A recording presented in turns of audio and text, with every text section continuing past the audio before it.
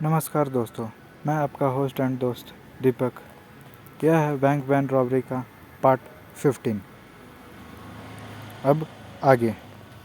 आदमी की नीयत बदलते क्या देर लगती है साहब, लेकिन फिर भी आप कहते हैं इस बार वैन में 48 लाख रुपए था। हाँ, क्या इससे पहले उन्होंने कभी इतना बड़ा रकम ढोया था? नहीं, यह पहला मौका था और ये मौका फिर दोबारा आने वाला नहीं था, क्योंकि मैंने सुना है कि अगली बार से मिलिट्री वाले बैंक से पगार की रकम खुद ले जाने वाले हैं। हाँ साहब, आपका वह ड्राइवर और वे दोनों गार्ड इस मौके का फ़ायदा उठा गए। कमाल है, विश्वास नहीं होता। अगर विश्वास नहीं होता तो आप ही बताइए कि इतने चलते रास्ते पर दिन दहाड़े 3 टन की वैन कोई जेब में रखकर कैसे ले जाएगा? मैनेजर खामोश रहा। यह किसी बाहरी आदमी के बस का काम नहीं है साहब, यह आप ही के आदमियों की करतूत है। कमाल है, लेकिन आप चिंता मत कीजिए, वे बच नहीं सकेंगे। वे हमारे फंदे में ज़रूर फंसेंगे। जब फंसेंगे तब फंसेंगे। फ़िलहाल तो बैंक के 48 लाख रुपए थूक लग गई। बैंक को क्यों, यह रुपए तो मिलिट्री का था। लेकिन रुपए अभी तक मिलिट्री के पास पहुंचा कहाँ था? रुपए उनके सुपुर्द किए जाने के पहले तक तो वो हमारा ही था और हमारी ही जिम्मेदारी था। ओह, कुछ कीजिए इंस्पेक्टर साहब। अगर यह काम हमारे आदमियों का भी है तो वे वैन के साथ यूं एकाएक गायब नहीं हो सकते। हम पूरी कोशिश कर रहे हैं, विश्वास कीजिए, वे ज़रूर पकड़े जाएंगे। लेकिन मैनेजर ने विश्वास न किया। वह आश्वस्त ना हुआ। वह बड़े आशापूर्ण ढंग से गर्दन हिलाता हुआ भारी कदमों से चलता हुआ वहाँ से विदा हो गया। ट्रक विमल चला रहा था। प्रहलाद कंधा घायल होने की वजह से ट्रक चलाने के योग्य नहीं रहा था और तीरथ सिंह और राकेश ने इतना बड़ा ट्रक चलाने में असमर्थता प्रकट की थी। मजबूरन ट्रक विमल को चलाना पड़ रहा था। प्रहलाद, तीरथ सिंह और राकेश वैन के साथ ट्रक के पृष्ठभाग में बंद थे। ट्रक का पहिया बदलने में उनके 10 अमूल्य मिनट बर्बाद हो गए थे। बर्बाद हुए वे 10 मिनट उनकी सफलता को असफलता में बदल सकते थे। ठाकुर ने उन लोगों को कहा था कि वह ऐसा इंतजाम करेगा कि वे जब तक अजमेर वाली सड़क पर इलाके से पार नहीं निकल जाएंगे उस सड़क पर नाकाबंदी नहीं होगी। लेकिन अब सरासर मुमकिन था कि वहां नाकाबंदी हो चुकी होगी, क्योंकि ठाकुर के हिसाब से तो वे लोग अब तक वहां से निकल चुके थे। ठाकुर के पास यह जानने का कोई साधन नहीं था कि ऐन मौका पर गड़बड़ हो गई थी। ट्रक का एक टायर फट गया था और उसे बदलने में उनके 10 मूल्यवान मिनट बर्बाद हो गए थे। ट्रक उस वक्त एक लगभग सुनसान रास्ते पर चल रहा था। कभी कभार ही कोई गाड़ी उधर से गुजर रही थी। ट्रक के पिछले भाग में राकेश, प्रहलाद और तीरथ सिंह मौजूद थे। प्रहलाद का कंधा बुरी तरह से दुख रहा था। उसने रिवॉल्वर राकेश को वापस दे दी थी और वह स्वयं एक और ट्रक की साइड से पीठ लगाकर बैठ गया था। तीरथ सिंह की आंखों के सामने वैन के बक्से में बंद गार्ड का चेहरा घूम रहा था। उसने बड़ी गौर से तीरथ सिंह को देखा था। अगर वह गार्ड किसी प्रकार बच निकलने में कामयाब हो जाता तो कम से कम तीरथ सिंह का हुलिया तो वह बखूबी बयान कर सकता था। लेकिन उसका बच निकलना असंभव था। गार्ड कुछ भी कर पाने में असमर्थ था। लेकिन तीरथ सिंह को उसकी जलती हुई खौफनाक निगाहें भूल नहीं रही थी। उम्र में तीरथ सिंह डकैत में अपने सहयोगी में सबसे छोटा था, लेकिन अपराध के उसके तजुर्बात किसी से कम नहीं थे। वह एक बेहद गरीब परिवार से संबंधित था और अपना पहला गुनाह उसने वक्ती जुनूनी और मजबूरी में किया था।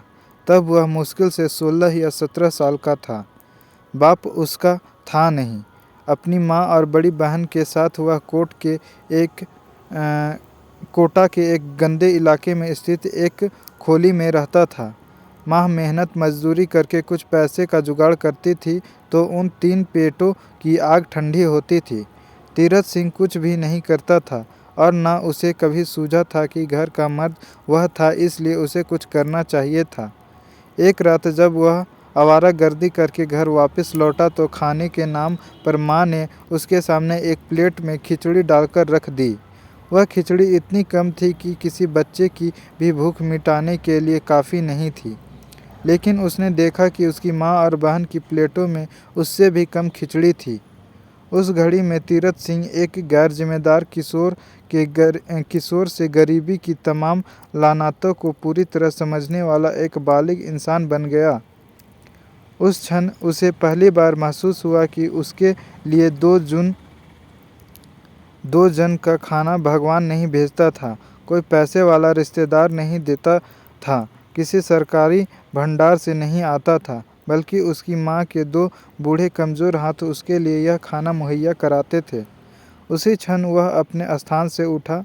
उसने अपनी प्लेट उठाई और उसकी खिचड़ी आधी आधी अपनी माँ और बहन की प्लेटों में डाल दी और अपनी उम्र के लिहाज से मन में एक तन्हाई खतरनाक ख्याल किए।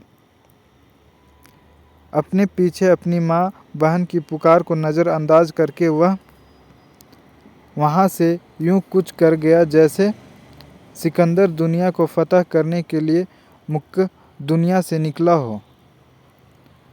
गली के मोड़ पर ही एक अनाज की दुकान थी, जिसका बूढ़ा मालिक और 4 पैसे कमाने के लालच में सबसे बाद में दुकान बंद करता था। वह लालटेन जलाया दुकान पर बैठा था। आसपास कोई नहीं था।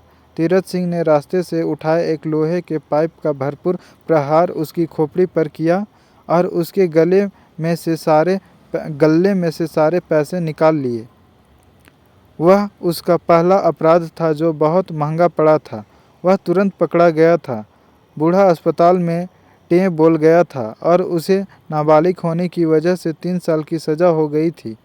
उसके जेल जाने के बाद उसकी माँ हर महीने उससे मिलने आया करती थी और हर महीने तीरथ सिंह उसके चेहरे पर 2 झुर्रियाँ और बढ़ गई देखा करता था।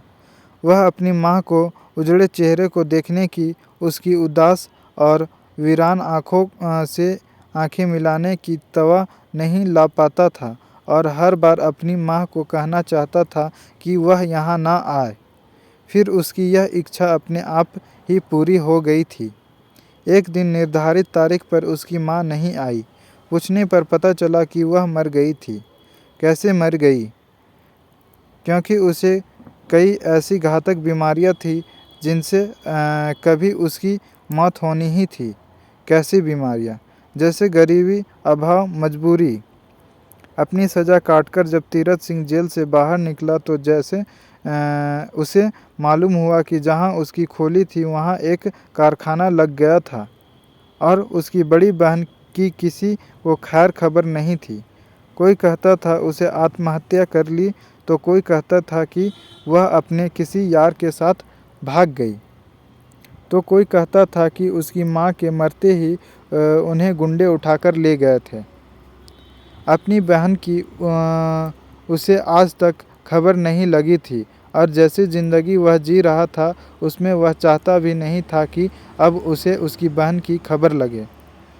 जेल से निकलने के बाद से उसने कत्ल के अतिरिक्त हर तरह का अपराध किया था और कत्ल की कमी भी अब पूरी हो गई थी। उसकी चलाई गोलियों से हल्का हुए ड्राइवर और गार्ड अभी भी वैन के ड्राइविंग कैबिन में मरे पड़े थे। उसने अपने सिर को एक और जोर का झटका दिया और वैन के ड्राइविंग कैबिन में घुस गया। लाशों की तरफ आंखें उठाए बिना उसने इंसुलेशन टेप की सहायता से ड्राइविंग कैबिन और वैन के बीच की बुलेट प्रूफ खिड़की पर अखबार गढ़ दिया। फिर वह वहां से बाहर निकला। ट्रक में ही मौजूद उसने एक कोई 20 फुट लंबी रबड़ की ट्यूब उठाई।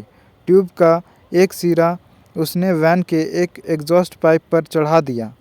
यह ट्यूब पकड़ो, वह राकेश से बोला। मैं वैन की छत पर चढ़ रहा हूँ। इसका यह वाला सिरा मुझे पकड़ा देना। राकेश ने सहमति में सिर हिलाया। वैन की छत में और ट्रक की छत में केवल 1.5 फुट की जगह थी। बड़ी मुश्किल से तीरथ सिंह वैन की छत पर चढ़ गया। वह छत पर लेट गया। उसने नीचे की तरफ हाथ बढ़ाया। राकेश ने उसे ट्यूब का दूसरा सिरा पकड़ा दिया। वैन की छत पर जो भीतर हवा जाने के लिए रास्ता बना हुआ था, उस पर भी बुलेट प्रूफ जाली गढ़ी हुई थी। उसने उस जाली में से भीतर झांका, लेकिन भीतर घुप अंधेरा था। उसे कुछ दिखाई न दिया। बुलेट प्रूफ जाली की वजह से उसे यह भय नहीं था कि भीतर मौजूद गार्ड उस रास्ते से गोली मार सकता है। उसने ट्यूब के दूसरे सिरे को जाली के ऊपर टिकाया और उसे टेप की सहायता से बहुत मजबूती से फिट करने लगा। ट्यूब के आसपास बची जगह को उसने टेप की कई परतें चढ़ाकर बंद कर दिए। अंत में उसने ट्यूब को हिलाकर देखा। यह देखकर उसने संतुष्टिपूर्ण ढंग से सिर हिलाया कि ट्यूब अपनी जगह से कतई नहीं हिल रही थी। वह वैन की छत से नीचे उतर आया। ट्रक पूर्ववत हिचकोले खाता हुआ आगे बढ़ रहा था। उसने एग्जॉस्ट पाइप पर चढ़ी ट्यूब को मजबूती से परखा और फिर वैन की ड्राइविंग सीट पर जा बैठा। उसने वैन का इंजन चालू कर दिया। घातक कार्बन मोनोऑक्साइड का धुआं वैन के एग्जॉस्ट पाइप से निकलकर ट्यूब से होता हुआ हवा के अब सील बंद रास्ते से वैन के बक्से के भीतर दाखिल होने लगा।